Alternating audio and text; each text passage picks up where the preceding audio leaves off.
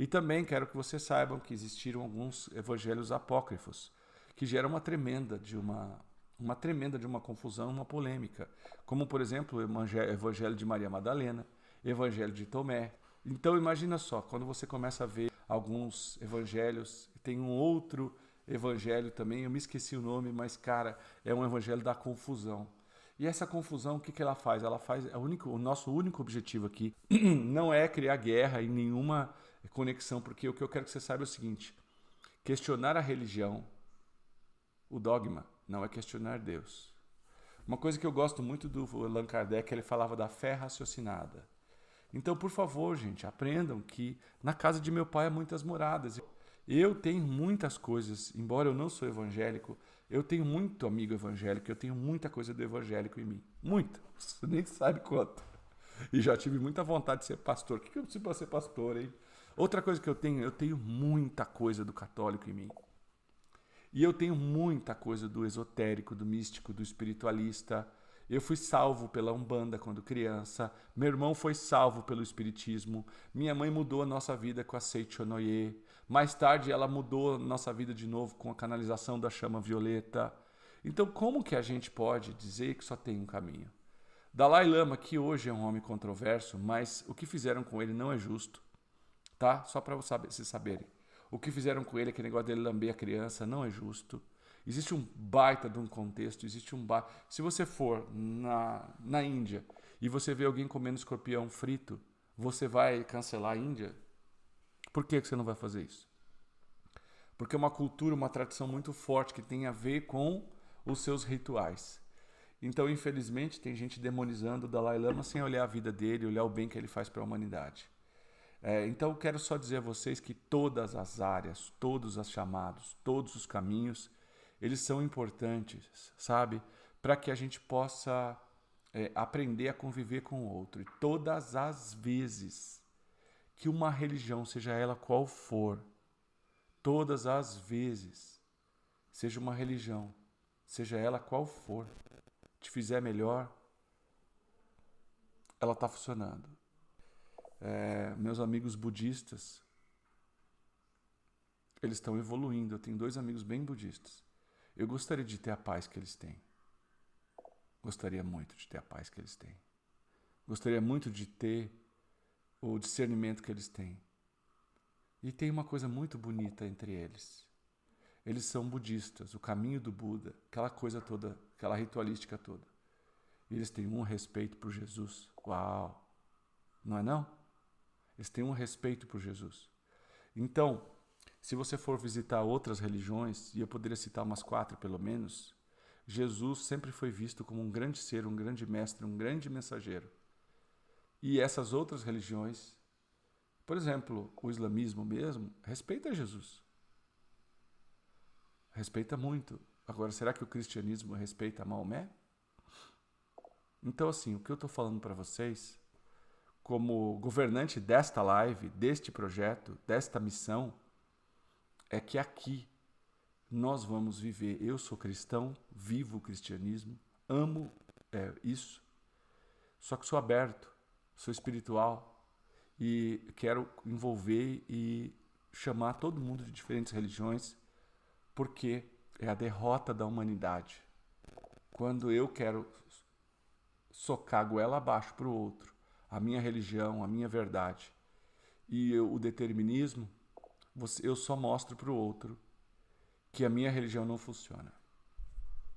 Só existe um caminho, não. O caminho é Cristo.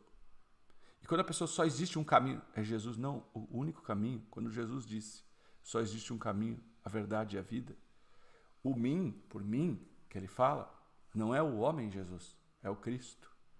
E o dia que a gente entender que o Cristo teve um dos principais mensageiros de sua vida, como Jesus, mas ele teve alguns outros mensageiros em sua vida, como, por exemplo, Padre Pio, nem perto do nível de importância. Padre Pio. Como, por exemplo, o próprio Buda, nem perto da importância global de Jesus, mas um grande mensageiro. Porém, se eu estudo se eu estudo só um livro, só um, minha vida inteira, se eu só estudo um livro a vida inteira, e eu domino esse livro a vida inteira, abençoado, amado, que autoridade ou mesmo que conhecimento eu vou ter sobre os outros? Então, para eu criticar o outro caminho, eu tenho que estudar o outro caminho. Para eu dizer que só o meu funciona, eu tenho que estudar o do outro e dizer que o do outro não funciona. Então, só respeite quem tem resultado. Considera o quê, gente? Se você é católico e você odeia o evangelho, ok?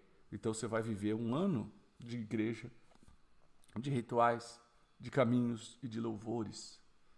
Ok? Aí depois você volta. Você não suporta a Umbanda, então vai lá viver um ano de caminhos, ver resultados, ver rituais, ver, sei lá, cerimônias e volta. Estuda. Mesma coisa o espiritismo, mesma coisa judaísmo, mesma coisa islamismo, mesma coisa xantoísmo e qualquer outras religiões do mundo. Quando você for e viver o outro, entender e voltar, aí você pode tecer as suas informações. Curiosamente, todo mundo que estuda outras religiões não queima, não critica, não demoniza a outra. Curiosamente. Curiosamente, quem decreta guerra contra religiões é quem só estudou e só viveu uma. Esse é o ponto, certo? Somos chama divina. Eu sou chama divina. Eu sou fogo sagrado. Eu honro a presença divina em mim e o todo que é maior que tudo. Eu honro a presença divina em mim e o todo que é maior que tudo. Sente isso aí, sente.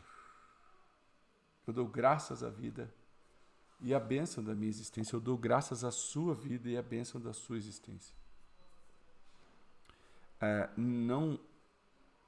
Quando a gente entra num contexto técnico, e a gente se esquece que o contexto técnico, que é o caminho entre o ser e a sua reconexão, quando a gente entra nesse contexto técnico e o técnico começa a virar embate de palavras, toda a espiritualidade vai embora. Quero lembrar a todos vocês que no dia 16 de dezembro já está chegando, nós vamos ter nossa vivência online, a primeira delas, que é o Festival Casa de Luz. Nesse dia, Festival Casa de Luz, é o dia de você reafirmar, o dia de você conectar, de tomar sua decisão de servir a Deus. Eu quero que você veja esse dia como um dia de extremo alinhamento, um dia de terapia, para que você possa tirar algumas distrações e alguns empecilhos que estão te impedindo de ter clareza sobre sua vida, clareza sobre sua missão e a capacidade de mudar a sua realidade. Eu decidi fazer essa imersão online via Zoom e eu decidi fazer no dia 16/12. Vai ser um dia de celebração, um dia de honrar a nossa vida aqui no Casa de Luz, honrar a nossa vida aqui. E esse festival ele é online e ele é em dezembro. A minha ida para São Paulo com o time Luz da Serra, ela está marcada para o dia 23 de março. E todos os links, tanto do Casa de Luz ao vivo ou presencial São Paulo, quanto o Festival Casa de Luz, que é uma vivência agora de final de ano, o link está no luzdaserra.com.br/casa. luzdaserra.com.br/casa.